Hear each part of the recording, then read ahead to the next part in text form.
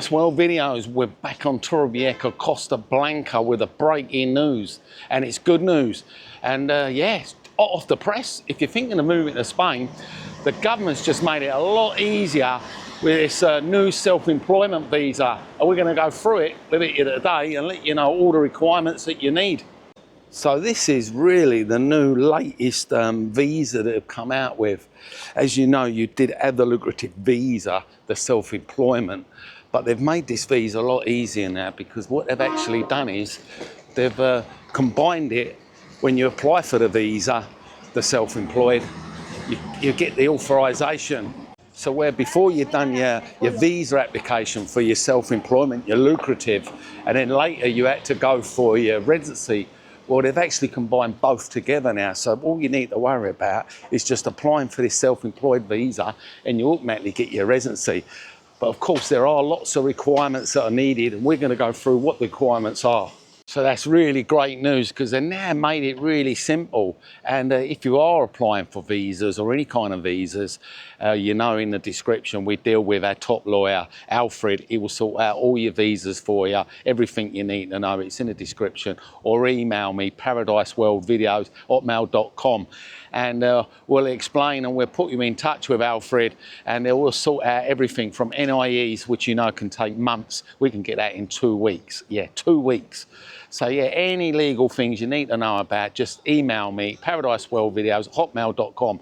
But first, we're going to carry on with all the requirements you need, which is great, because this is a new way of getting into Spain. So they're making it easier all the time. Great news, everything's becoming easier, and that's what Spain are doing. They're coming up more visas, more easier. And of course, everyone wants to come and live in Spain because of the great weather and the healthy living. And they're all applying for all different visas, the lucrative, the self-employed. So you don't need to come here now and no longer just apply for a lucrative visa and then later try and get your residency. They're actually combining two, so which is absolutely super duper. But there are requirements, and you've got to have the whole list of these requirements if you do want to make the move.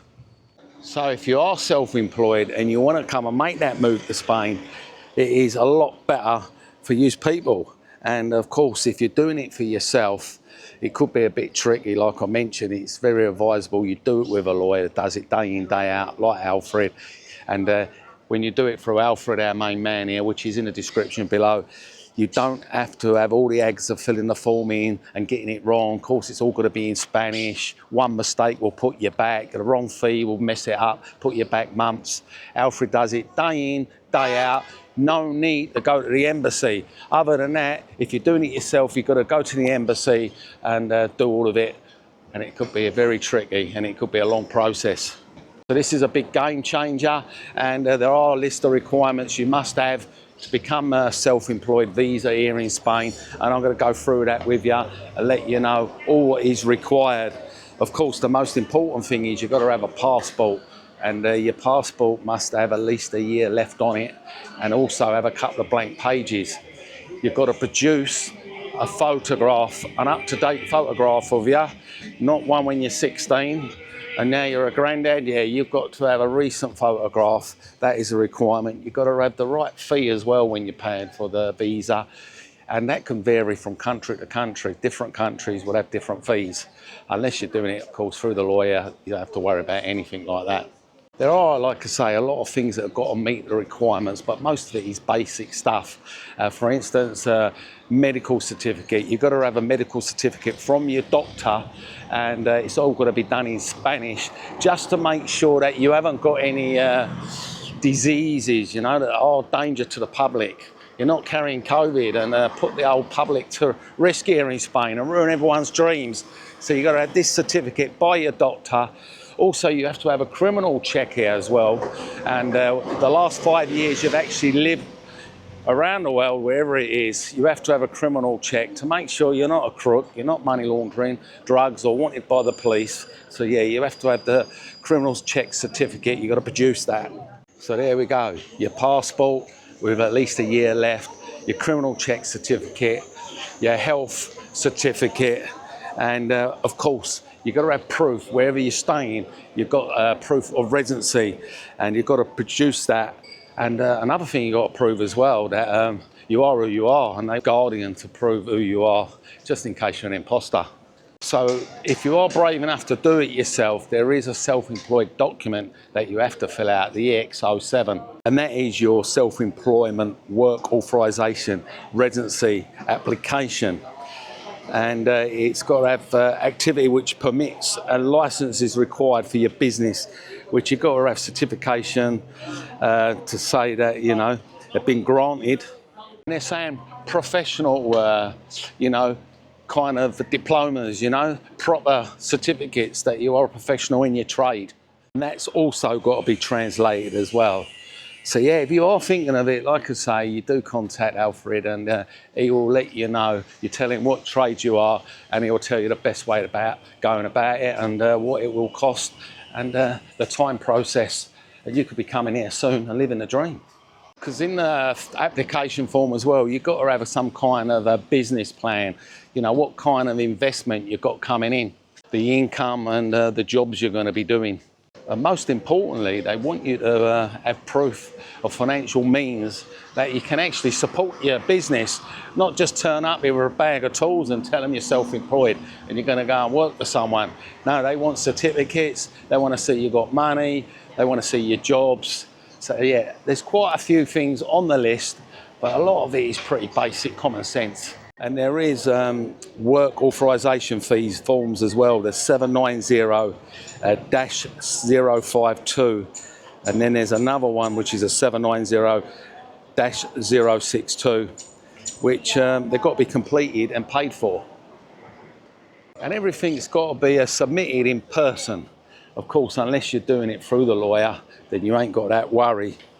And they're saying a decision could take about 4 months before they actually grant you permission to come to Spain and work with your permit. But will take longer if they want to do some interviews with you. So yeah, all going sweet, it could be 4 months and you could be here. But if they're not too sure about what's going on, they might want to do more information on you and do some little interviews. All going well, then you've been approved. Well, you're going to collect your visa, which takes about a month after all the application is gone through. It is Spain, and they did have rules about your other cards and visas you had to apply for, and there are people that have been here 3 or 4 months still waiting, so yeah, it can be a bit manuana. They're saying a month. I suppose fingers crossed if you're lucky enough to get in a month. But of course, that's when it all goes well, and you do get accepted for the visa. But you might not get accepted, you might get refused. So what happens if you get refused? There is an appeal process that, with the consulate, and you can make your appeal with them, and then they will decide, review it all, and that'll be in Madrid, of course, and that could take 2 months, whether you're going to be accepted again or the refusal's been dismissed. But of course, you will have no problem if it's all done with a professional lawyer. Try and do it on your own could be tricky. So yeah, everything's sweet, rosy, and you finally got your visa. Happy days. And then we're going to let you know what happens and how long it's valid for. The visa itself is valid for a year. Then you register with Social Security within the 3 months, and then you go and apply for your TIE, which is what most of us have. Our expats or immigrants, whatever way you look at it, the card, a bit similar to the DNI, which they all carry here in Spain. Your identity card with your photograph on, your fingerprints, and has all the information on it. And they've got them in most countries. So you'll be registered with Social Security, and that'll be 3 months, and then you'll get the fingerprints. You'll go to the police station, special place, and get it done. Basically, they will do your fingerprints, and then not long after that you will be given your card. And you got to remember, everything you do is got to be in Spanish. No good putting it in English, because one little blip will put you back down the bottom. A bit like snakes and ladders, you'll get to the top and then all of a sudden you come to the snake and you'll be back down the bottom again. So you've got to make sure you get it bang on. So that is good news for the self-employed, lucrative visa. Like I say, any help you need to know, you can email me, paradiseworldvideos@hotmail.com. Meanwhile, if you want to see more legal stuff about visas, I'll post it up there. And also, if you're buying a property in Spain and or you've got property in Spain, you've got to know about the Spanish law and taxes. So I'll post them videos up there. But it's Hasta Luego, Torrevieja, on a hot, sweaty day.